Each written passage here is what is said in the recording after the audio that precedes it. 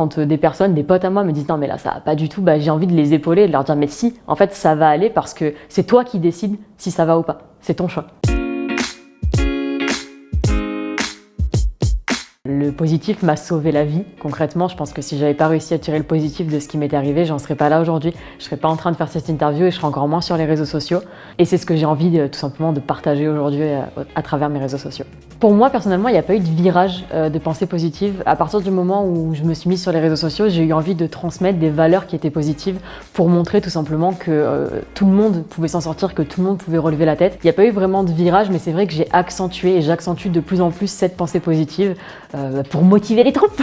Ça m'arrive aussi d'avoir des coups de mou et ça m'arrive surtout de ne pas réussir à m'appliquer mes propres textes. Et d'ailleurs, je m'en veux, je me sens hyper coupable quand j'écris des textes comme ça sur les réseaux sociaux, genre allez, vas-y, tu peux le faire, etc.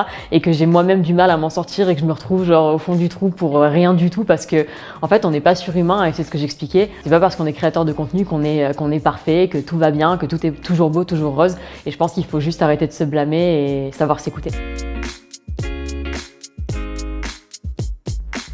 Les femmes d'aujourd'hui ont besoin d'inspiration positive parce que je pense qu'on a beaucoup trop de combats à mener entre la diversité, entre l'écologie, entre les femmes et les hommes, j'ai envie de dire déjà de base, mais voilà. Les femmes ont beaucoup de combats à mener dans leur quotidien, dans leur vie professionnelle, dans leur vie privée.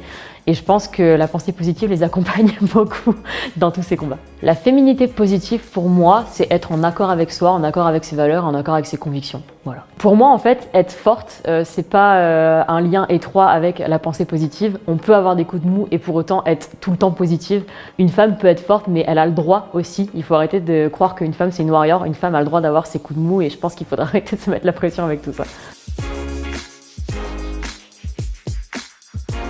Je suis partie du constat qu'une citation, ça pouvait faire réfléchir une personne et l'amener à une réflexion très profonde dans un laps de temps qui est très court. Des fois, une citation peut changer le cours d'une vie et c'est vraiment moi ce qui m'est arrivé avec certaines citations et du coup, c'est ce que j'ai essayé de retransmettre à travers ce livre. À travers mon livre, au-delà du corps et de l'acceptation, ce que je voudrais transmettre, c'est qu'il y a toujours moyen de relever la tête et que la vie, elle vaut la peine d'être vécue. Je pense que c'est ça vraiment les citations, ce qu'elles doivent faire ressortir.